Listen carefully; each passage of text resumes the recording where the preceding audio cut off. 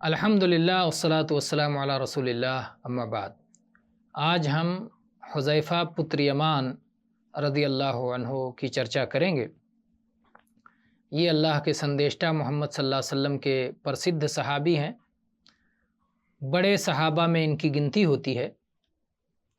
یہ اور ان کے پتا جی یمان دونوں ایک ساتھ مسلمان ہوئے۔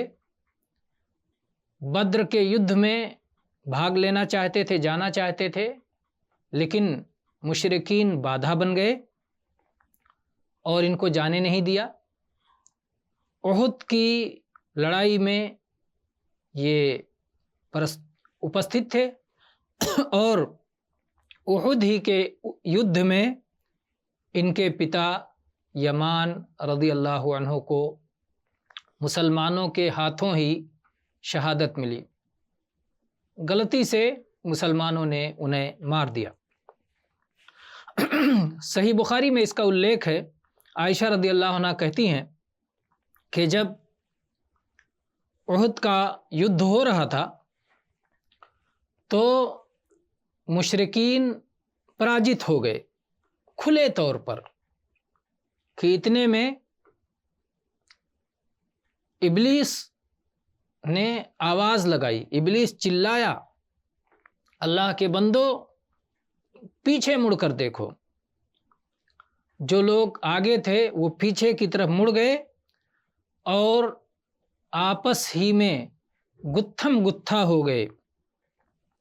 حذیفہ رضی اللہ عنہ نے دیکھا کہ کوئی ان کے باپ پر حملہ کر رہا ہے، زور سے آواز لگائی، اللہ کے بندو میرے باپ میرے باپ۔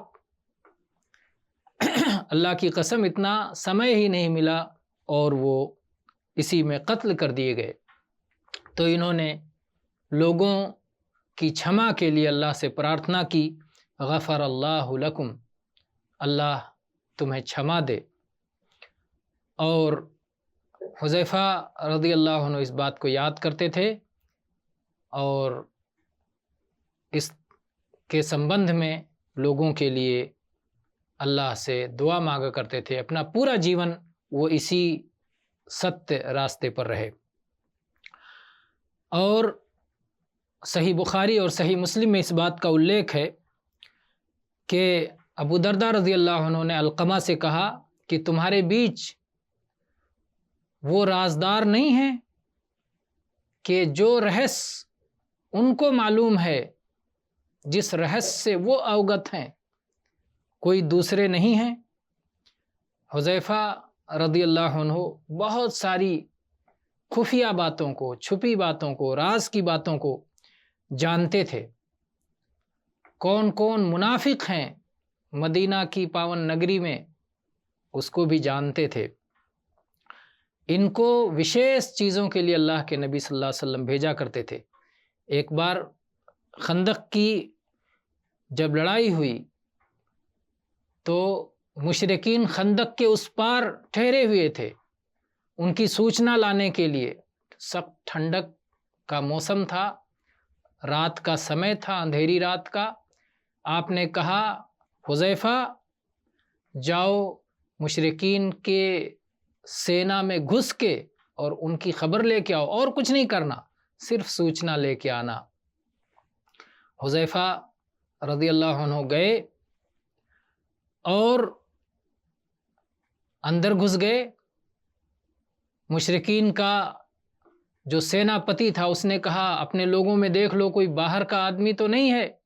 انہوں نے فوراً اپنے بغل والے کا ہاتھ پکڑا، اے کون ہے تو؟ باہر کا منشیہ تو نہیں ہے، دوسرے لوگوں کا، دشمن کا، شترو کا ویکتی تو نہیں ہے؟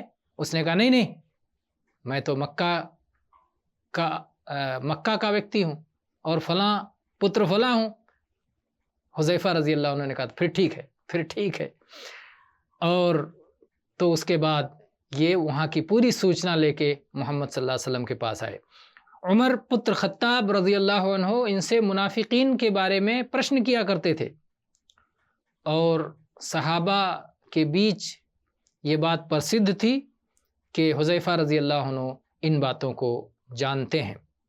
عمر رضی اللہ عنہ ان کو دیکھا کرتے تھے، جب کسی کی مرتیو ہوتی مدینہ میں اور اس پر جنازہ پڑھنے کے لیے عمر رضی اللہ عنہ اس سمے تک نہیں جاتے تھے جب تک کہ حذیفہ رضی اللہ عنہ کو دیکھ نہیں لیتے۔